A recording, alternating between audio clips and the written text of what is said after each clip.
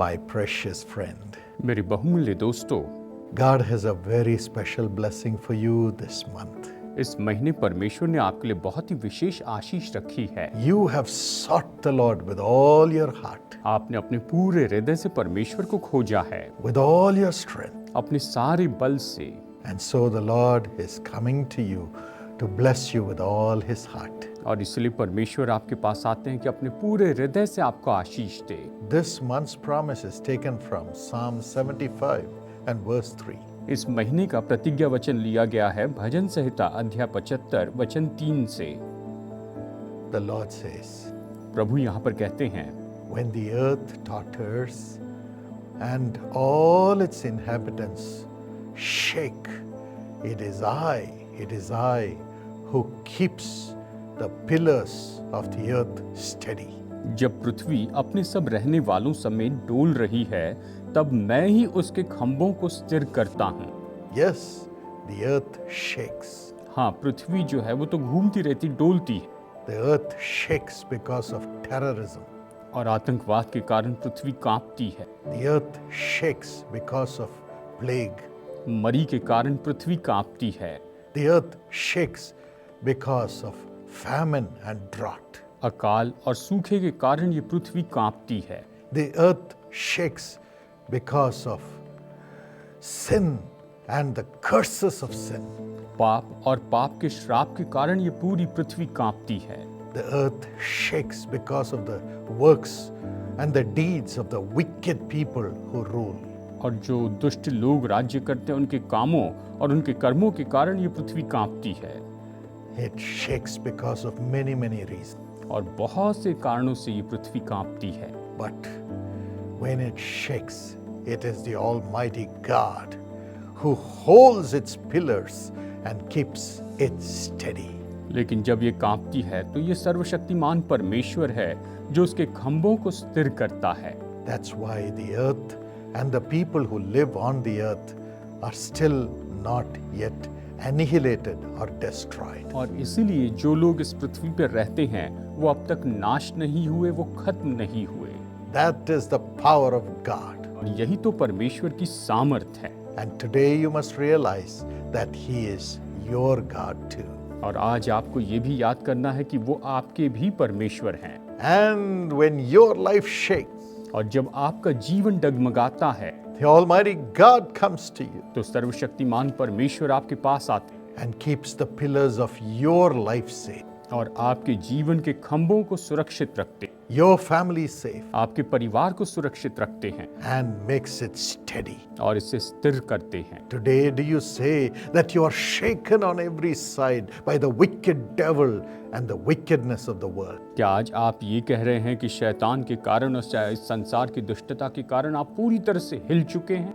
The Lord is coming to you परमेश्वर आपके पास आ रहे हैं to steady your pillars of your life कि आपके जीवन के खंभों को वो स्थिर कर सके and to keep you safe. और आपको सुरक्षित रखें। Do not be afraid. आप भयभीत ना हो। Yes, He is the foundation.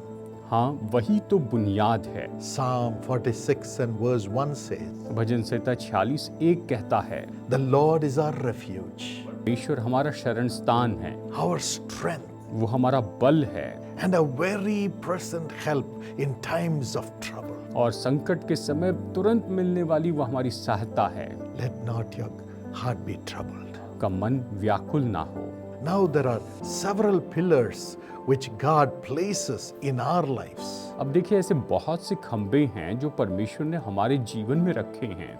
Firstly, it is the pillar of worship, सबसे पहले ये तो आराधना का खंबा है, the pillar of honoring God in your life. अपने जीवन में परमेश्वर का आदर करने का खंबा है। If you read Genesis 28 and verse 18 onwards, अगर आप उत्पत्ति अध्याय 28 और वचन 18 से आगे पढ़ते जाएं, you read this from the life of Jacob. आप इसे याकूब के जीवन से पढ़ते हैं। The life of Jacob was shaken at that point of time. समय याकूब का जीवन तो पूरी तरह से झंझोड़ दिया गया था। His brother wanted to kill him because he got the birthright. He got the blessings of inheritance from his father. उसने अपने पिता से पहलौठे का अधिकार, उसने अपने भाई से पहलौठे का अधिकार ले लिया था और उसके कारण पिता की ओर उसकी आशीष मिली। There was fear of death following him. और अब मृत्यु का डर उसके पीछे चल रहा था। His parents said, "We can't protect you. उसके माता पिता ने कहा हम तेरी रक्षा नहीं कर सकते हैं, Go away to your uncle's house." तू अपने मामा के घर में भाग जा। And all by himself, और वो अकेला ही चला, just with a rod in his hand, बस अपने हाथ में एक लाठी लिए हुए। he went on away from his parents. वो तो अपने माता पिता से दूर चला गया। His mother protected him all his life. उसकी माँ ने पूरे जीवन भर उसकी रक्षा की थी, But now he was just like an orphan. लेकिन अब वो बिल्कुल अनाथ के जैसे था। And in his travel, it became dark. और जैसे वो यात्रा कर रहा था तब अंधकार हो गया। It was all dark around him. उसके आसपास हर जगह पर अंधकार था। He took a stone, उसने बस एक पत्थर उठाया, put it under his head, अपने सिर के नीचे रख दिया and lay down on the ground. और जमीन पर ही लेट गया। But it was then लेकिन उस समय God came to him. परमेश्वर उसके पास में आए। God said, "I will never leave you. I will never forsake." परमेश्वर ने कहा मैं तुम्हें न कभी छोड़ूंगा न कभी त्यागूंगा। And the Lord opened his eyes through the dream and appeared to him and talked to him. और परमेश्वर ने उसकी आंखें खोली, इस स्वप्न के द्वारा वो उसके सामने प्रकट हुए, उसने उनसे बातें की। And he said, "Jacob, और परमेश्वर ने कहा याकूब I'll be with you. मैं तेरे संग रहूंगा, I'll be your God." मैं तेरा परमेश्वर होऊंगा। And as he comforted him और जैसे उसने उसे तसल्ली दी, and showed him the angels, उसे स्वर्गदूत दिखाए, Jacob got up in the morning याकूब सुबह के समय उठा and he put a stone as a pillar और उसने वहां पर एक पत्थर रखा, उसे खंबे के जैसे रखा and poured oil on it. और उसके सिर पर तेल डाल दिया And he called it Bethel. और उसने उस स्थान का नाम बेथेल रखा। Bethel means the house of God. Bethel का अर्थ है परमेश्वर का घर। He said, "This is the gateway to heaven." उसने कहा ये तो स्वर्ग का फाटक है। And he said, "I will establish this pillar as the foundation in my life." और उसने कहा कि मैं इस खंबे को यहाँ पर स्थापित करता हूँ अपने जीवन में एक बुनियाद के रूप में। He said, "God will be with me all the time. उसने कहा परमेश्वर हर समय मेरे साथ में होंगे। I will keep God with me all the time. मैं हर समय परमेश्वर को अपने साथ रखूंगा। I will be the child of God." मैं परमेश्वर की संतान हो जाऊंगा। And secondly, he said, और दूसरी बात उसने कही, "This pillar ये खंबा, which I set in my life will be God's house." ये जिसे मैंने अपने जीवन में यहाँ पर स्थापित किया, ये परमेश्वर का भवन होगा। He said, "My life will be God's house. उसने कहा मेरा जीवन परमेश्वर का घर होगा। I will have God living in me." परमेश्वर मेरे अंदर वास करेंगे। Yes, I set up that pillar in my life. हाँ, मैंने अपने जीवन में वो खंबा स्थापित किया है। I'll keep God with me, मैं परमेश्वर को अपने साथ रखूंगा and I will keep God in me and make my body His temple. परमेश्वर को मैं अपने अंदर रखूंगा और अपने शरीर को उसका मंदिर बना दूं। And thirdly, तीसरी बात, as the Lord takes me and brings me back, I will give Him offerings. I'll give Him 1/10 of all my earnings. और जैसे परमेश्वर मुझे लेके जाता और मुझे वापस लेकर आएगा तो मैं उसे भेंट दूंगा, अपनी कमाई का दशवांश दूंगा। This is the covenant He made with God. उसने परमेश्वर के साथ में यही वाचा बांधी। Today, you too can make that covenant with God.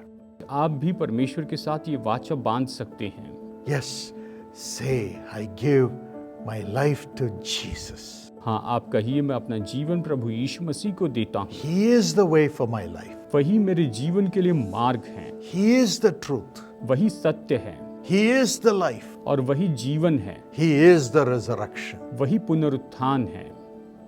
And I will trust Him concerning everything in my life. और मेरे जीवन की हर एक बात के विषय में मैं उस पर भरोसा रखूंगा। I will keep the Lord Jesus with me always. मैं प्रभु यीशु मसीह को हमेशा अपने साथ में रखूंगा। In Psalm 16 and verse 8, भजन संहिता अध्याय 16 वचन 8 में, David says, दाऊद ये कहता है, I have set the Lord before me मैंने परमेश्वर को अपने सामने रखा है because he is on my right side. क्योंकि वो मेरी दाहिनी ओर है I will never be shaken. और मैं कभी नहीं हिलूंगा। My pillar will never be shaken. मेरा खंबा कभी नहीं हिलेगा। Today, choose Jesus, आज आप यीशु को चुनिए, not the devil, शैतान को नहीं, not the world, संसार को नहीं, not the lusts of the world, संसार की अभिलाषा को नहीं, but the life-giving Jesus. लेकिन जीवन देने वाले यीशु को चुने। Tell him, Lord, I want you to be with me always. उससे कहे, प्रभु मैं चाहता हूं कि आप हमेशा मेरे साथ में रहें। He says, I will never leave you, I will never forsake you, according to Joshua 1:5. यहोशू 1:5 के अनुसार उसने कहा है कि मैं तुम्हें न कभी छोड़ूंगा न कभी त्यागूंगा। And Joshua 1:9, he says, I will go with you wherever you go. और यहोशू 1:9 में उसने कहा कि जहां कहीं तू जाए मैं तेरे साथ जाऊंगा। Yes, my friend, this is the covenant you need to make with Jesus today. हाँ मेरे दोस्तों, आज आपको यीशु के साथ में यही वाचा बांधनी चाहिए। On the 20th July 1967, 20 जुलाई 1966 के दिन the Holy Spirit lifted the spirit of my father to heaven. पवित्र आत्मा ने मेरे पिता की आत्मा को स्वर्ग में ले गया And he was in the presence of the Lord Jesus. और वो प्रभु यीशु मसीह की उपस्थिति में थे He was seated on a golden chair, और वहां पर सुनहरी कुर्सी पर बैठे थे and there was a golden table in front of him. और उनके सामने सोने की मेज थी। And he asked my father, और उसने मेरे पिताजी से पूछा, My son, मेरे बेटे will you serve me? क्या तुम मेरी सेवा करोगे? Will you serve me? क्या तुम मेरी सेवा करोगे? My father said, Lord, मेरे पिता ने कहा, प्रभु जी only if you promise me केवल अगर आप मुझसे प्रतिज्ञा करें that you will come with me wherever I go, will I serve you. कि मैं जहां कहीं भी जाऊं आप मेरे साथ में वहां पर आएंगे तो ही मैं आपकी सेवा करूंगा। And the Lord made a covenant with him that he will go with him wherever he goes all his life. और परमेश्वर ने उनके साथ में वाचा बांधी कि वो अपने पूरे जीवन भर में जहां जहां जाएंगे परमेश्वर उनके साथ जाएंगे। And nearly 41 years he walked with the Lord since that day. और उस दिन से लेकर 41 साल तक वो प्रभु के साथ में चलते रहे। And Jesus was with him always. यीशु हमेशा उनके साथ में थे। You can make a covenant with God saying, I am putting this pillar of having you with me always. आप परमेश्वर के साथ वाचा बांध सकते ये कहते हुए कि परमेश्वर मैं इस खंबे को यहाँ पर रखता हूँ इस बात के प्रतीक के रूप में कि आप हमेशा मेरे साथ में रहेंगे। And secondly, he said, दूसरी बात उसने कही, not just with me, Lord. केवल मेरे साथ में ही नहीं प्रभु, I give my body as a temple to you. मैं अपना शरीर आपके मंदिर के रूप में देता हूँ। 1 Corinthians 3:16 पहला कुरिन्थियों 3:16 and 6:19 और 6:19 says, यही तो कहता है, your body is the temple of the Holy Spirit. आपकी देह, आपका शरीर पवित्र आत्मा का मंदिर है। You are the temple of God. आप परमेश्वर के मंदिर हैं। The Spirit of God, the Spirit of Jesus wants to live in you. परमेश्वर का आत्मा, यीशु का आत्मा आप में रहना चाहता है। So open your body and make it the temple of the living God. तो अपनी देह को खोलिए और आप अपने आप को यहाँ पर जीवित परमेश्वर के लिए मंदिर बनाइए। Yes, everything in you shall belong to the Spirit of God. आपके अंदर की हर चीज परमेश्वर की होनी चाहिए। It will be no more you, but Christ living in you. अब आप नहीं रहेंगे लेकिन आप में मसीह जीवित रहेंगे। This is the pillar God wants to put in your life when you open your life to Jesus. आप अपना जीवन प्रभु यीशु के लिए खोलते हैं तो यही वो खंबा है जो परमेश्वर आपके जीवन में रखते हैं। When you open your body to be His temple, अपनी देह को उसके भवन के लिए खोल देते हैं, keeping your body as a living sacrifice, holy and acceptable to God. और आप अपनी देह को जीवित बलिदान के रूप में रखते हैं, परमेश्वर के लिए पवित्र रखते हैं। This is the worship God expects from you. यही तो वो आराधना है जो परमेश्वर आपसे अपेक्षा करते हैं। Romans 12 and verse 1. रोमियो 12 अध्याय वचन 1। Today, open your bodies to be God's temple. अपनी देह को खोलिए कि आप परमेश्वर के मंदिर हो जाएं। Pillar of the Holy Spirit will be in you. पवित्र आत्मा का ये जो खंबा है आपके अंदर होगा। And thirdly, he says, और तीसरी बात उसने कही, "O Lord, when you take me and bring me back, हे प्रभु, जब आप मुझे लेकर जाते और मुझे वापस लेकर आते हैं, I will give you 1/10 of all my earnings. कि मैं अपनी कमाई का 10वां भाग दूंगा। When you come with me and bless all the work of my hands, जब प्रभु आप मेरे साथ में आएंगे और मेरे सारे कामों को आशीष देंगे, I will give you 1/10 of all my earnings." तो मेरी सारी कमाई का दशवांश मैं आपको दूंगा। That is a pillar of my life. और यही तो मेरे जीवन का खंबा है। Yes, I will keep you connected to everything that you give me. आप जो मुझे देते हैं उन सारी बातों में मैं आपको जोड़े हुए रखूं। That's why he says in Exodus 23:20, और इसीलिए वो निर्गमन 23:20 में कहते हैं, "I'm sending an angel ahead of you to guard you along the way and to bring you to the place which I have prepared." सुन, मैं एक दूत तेरे आगे आगे भेजता हूँ और जो मार्ग में तेरी रक्षा करेगा और जिस स्थान को मैंने तैयार किया है उसमें तुझे पहुंचाएगा। God has prepared every blessing for your life. परमेश्वर ने आपके जीवन के लिए हर एक आशीष तैयार करके रखी है। Yes, every harvest, हर एक फसल, every return, हर एक प्राप्ति every result of high level, और हर एक ऊंचे स्तर का result, every joy in your family, आपके परिवार में हर एक आनंद, every addition in your life. आपके जीवन में अतिरिक्त जोड़ा जाना, Oh, he has already prepared for you. उसने आपके लिए तैयार करके रखा। And he sends his angel for you to receive that reward, receive that blessing. और वो अपने स्वर्गदूत को भेजते हैं कि हम इस प्रतिफल को पाए, इस आशीष को पाए। The same angels were shown to Jacob when he started his life. और जब यूसुफ ने अपने जीवन की शुरुआत की तो यही स्वर्गदूत उसे दिखाई दी। God is sending his angel with you परमेश्वर अपना स्वर्गदूत आपके साथ भेजते हैं as you make a covenant with him to give 1/10 of your earnings for his ministry today. और जैसे कि आज आप समर्पण करते हैं, उसके साथ वाचा बांधते हैं कि आपकी कमाई का 10वां भाग आप उसकी सेवकाई के लिए देंगे। That angel will protect your job, कि स्वर्गदूत आपकी नौकरी की रक्षा करेगा, protect you in your study, आपकी पढ़ाई में आपकी रक्षा करेगा, protect your name, आपके नाम की रक्षा, protect your earnings, आपकी कमाई की रक्षा करेगा, protect your family relationship, आपके पारिवारिक संबंधों की सुरक्षा करेगा and protect the business, और व्यापार की सुरक्षा करेगा। and protect everything that you do, और आप जो कुछ भी करते हो उन सब की रक्षा, and bring you to the place of God's plan of the blessings that you should receive. और परमेश्वर की योजना की उस जगह पर लेकर आएगा जहां पर आप उसकी आशीषों को प्राप्त करें। And the angel will bring it to you, और स्वर्गदूत आपके पास लेकर आए and you will give 1/10 of your earnings to God और आप अपनी कमाई का 10वां अंश परमेश्वर को देंगे for his ministry, उसकी सेवकाई के लिए, for the poor to be blessed through his ministry, कि उसकी सेवकाई के द्वारा कंगाल जो गरीब लोग हैं वो आशीष पाए, for the people's tears to be wiped away, कि लोगों के आंसू पोंछ दिए जाए। and God will have you as a pillar, और परमेश्वर आपको खंबे के रूप में रखेगा and his pillar of his Holy Spirit will be with you, और उसके पवित्र आत्मा का खंबा आपके साथ में होगा। and he will be with you as a pillar, वो खंबे के रूप में आपके साथ में हो and all the prosperity will come, and you will stand strong as a pillar in life before everyone. सारी संपन्नता आएगी और आप अपने जीवन में सभी के सामने संपन्नता के रूप में खड़े रहेंगे। This happened in Jesus Calls ministry. ये जीसस कॉल सेवकाई में हुआ है। Nearly 20 years ago, we were in great debt both in the university and in Jesus Calls ministry. लगभग 20 साल पहले हम बड़े कर्जे में थे, जीसस कॉल सेवकाई में भी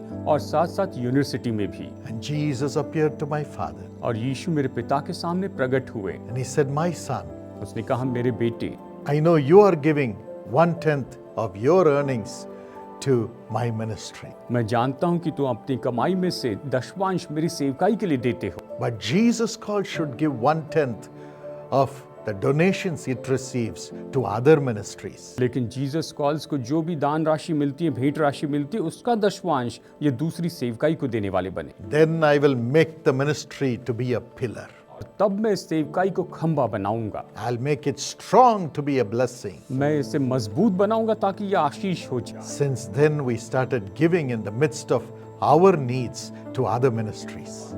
हमारी जरूरतों के बीच में हमने दूसरी सेवकाइयों को देना शुरू किया।